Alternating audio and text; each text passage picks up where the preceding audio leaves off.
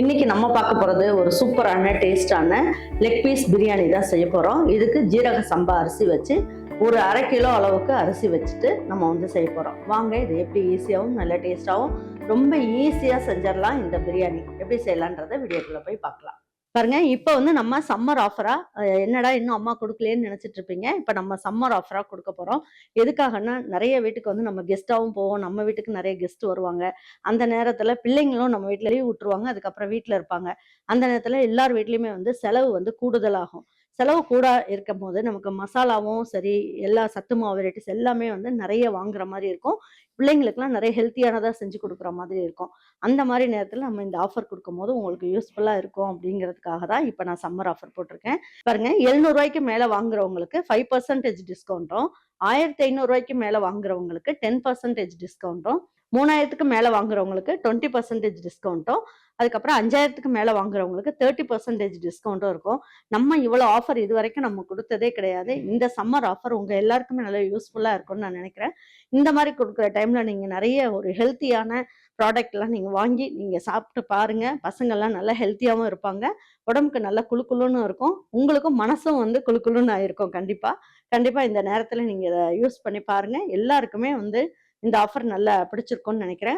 இந்த offer website, WhatsApp எல்லாத்துக்குமே பொருந்தும். அது மாதிரி தமிழ்நாடு, அதர் ஸ்டேட் எல்லாத்துக்கும் பொருந்தும். இந்த ஆஃபரை பயன்படுத்திக்கோங்க. 1/2 கிலோ அளவுக்கு ஜீரக சம்பா அரிசியை நம்ம பிரியாணி செய்யும் போது நம்ம செய்ய ஸ்டார்ட் பண்ணும் போது நம்ம இதை என்ன பண்ணலாம், தண்ணியில ஊற வச்சிடலாம். இது ஒரு 20லேருந்து 25 நிமிஷம் நல்லா ஊறட்டும்.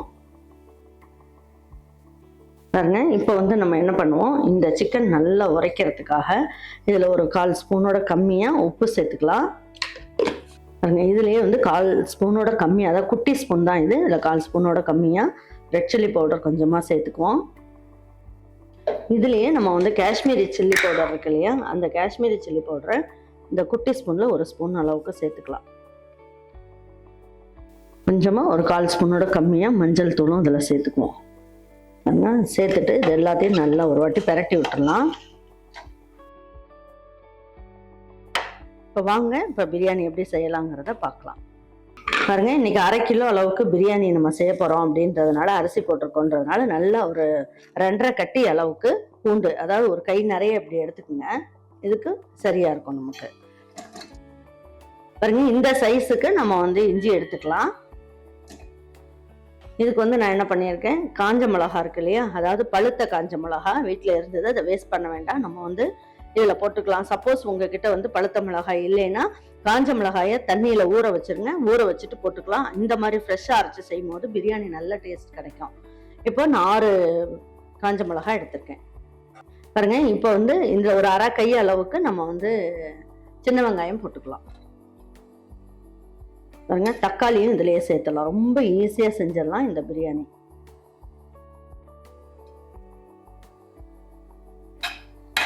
இப்போ இந்த மசாலுக்கு தேவையான அளவுக்கு மட்டும் உப்பு சேர்த்துக்கலாம். பாருங்க, இது நம்ம வீட்டு பிரியாணி மசாலா. இதுல பட்டை, கிராம்பு, ஏலக்காய், அன்னாச்சி மொக்கு, அதுக்கப்புறம் முழு மல்லி எல்லாமே சேர்த்து நல்லா வறுத்து நம்ம அரைச்சி வச்சிருக்கோம். இதுல இருந்து 1.25 ஸ்பூன் அளவுக்கு சேர்த்துக்கலாம். தண்ணியெல்லாம் இது ஊற்ற வேண்டாம். இந்த தக்காளியில இருக்க தண்ணி, வெங்காயத்தில் இருக்க தண்ணியிலே நம்ம நல்லா நைஸாக அரைச்சிடலாம். இதில் 1 கரண்டி அளவுக்கு கடலை எண்ணெய் ஊற்றிக்குவோம். இதில் 1 கரண்டி அளவுக்கு நெய் ஊற்றிக்கலாம். பாருங்க, இப்போ எல்லாமே எண்ணெய், நெய் காஞ்சிட்டு இருக்கு. இதில் 3 பீஸ் அளவுக்கு பட்டை எடுத்துக்கலாம். ஒரே ஒரு அன்னாச்சி மொக்கு, கல்பாசி ஒரு சின்ன பீஸ், 4 கிராம்பு, 4 ஏலக்காய், ஒரு 1/4 ஸ்பூன் அளவுக்கு சோம்பு, ஒரு பிரியாணி இலையை 2ஆ பிச்சு போட்டிருக்கேன்.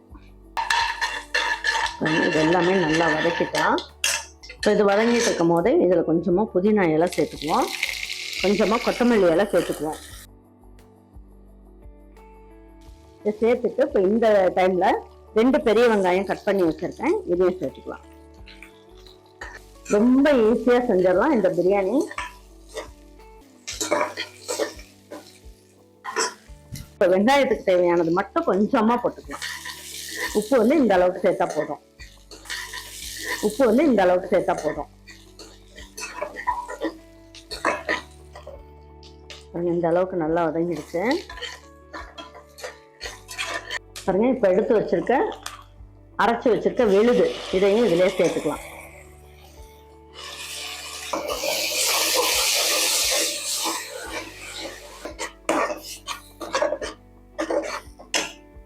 இதில் கொஞ்சமாக காஷ்மீரி சில்லி பவுடர் மட்டும் சேர்த்துக்கலாம். கொஞ்சமாக ஒரு 1/4 ஸ்பூன் அளவுக்கு சேர்த்துக்கலாம்.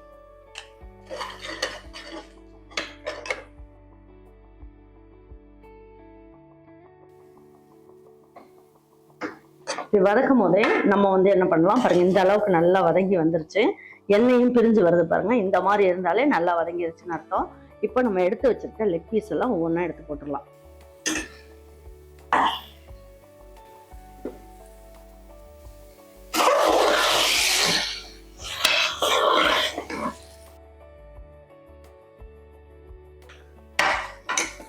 பாருங்க. இப்போ அதில் பாதி எலுமிச்சம்பழத்தை இந்த சிக்கன்ல அப்படியே புளிஞ்சு விட்டுருங்க. இந்த விதையெல்லாம் எடுத்துட்டு புளிஞ்சு விடுங்க.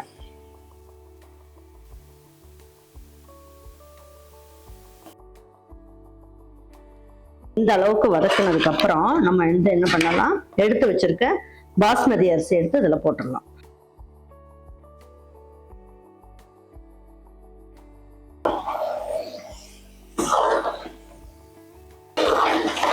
நல்லா இந்த அரிசியும் போட்டு நல்லா ஒரு வதக்கிட்டோம்னா அரிசி ஒன்னோட ஒன்று ஒட்டாம நல்லா வரும். வதக்கும் போதே நம்ம என்ன பண்ணலாம், கொத்தமல்லி இலையும் புதினா இலையும் போட்டு வதக்கிக்கலாம். பாருங்க சுத்தமா இதுல தண்ணியே எதுவுமே இல்லை. நல்லா எல்லாமே நல்லா உறிஞ்சிக்கிச்சு. நல்லா அரிசியும் சிக்கனும் நல்லா உறிஞ்சிக்கிச்சு பாருங்க. இந்த அளவுக்கு நல்லா வதக்கிட்டீங்கனாலே பிரியாணி சூப்பரா இருக்கும். இப்போ தண்ணி அளந்து ஊற்றிடலாம் பாருங்க. இப்போ நம்ம என்ன பண்ணலாம், நம்ம மிக்சி ஜார்ல தண்ணி மசாலா ஒட்டியிருந்தது இல்லையா, அந்த மிக்சி ஜாரையும் கொஞ்சம் அலசிட்டு இதில் ஊற்றிக்கலாம். இதில் 1.25 டம்ளர் அளவுக்கு தண்ணி ஊற்றிக்கலாம். 1 இந்த அளவுக்கு தண்ணி ஊற்றணும்னா போதும். 1க்கு 1.25.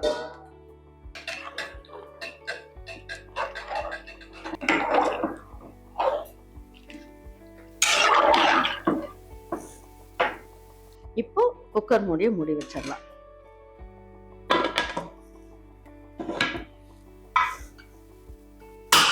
அங்கே வெயிட் போட்டுடலாம். இப்போ இது 2 விசில் வரட்டும். வந்துட்டு ஒரு 5 நிமிஷம் ஸ்லோ ஃப்ளேமில் வச்சுக்கலாம். எப்படி இருக்குன்றத பார்க்கலாம். பாருங்க இதை எடுத்து பார்க்கலாம். ஸ்டீம்லாம் போயிடுச்சு. பிரியாணி பார்க்கவே எப்படி இருக்கு. இப்போ பார்க்கறதுக்கு மேலே இந்த மாதிரி இருக்கும். ஆனால் எடுத்து பார்த்தீங்கன்னா நல்லா உதிரி உதிரியாக சூப்பராக இருக்கும் பாருங்க.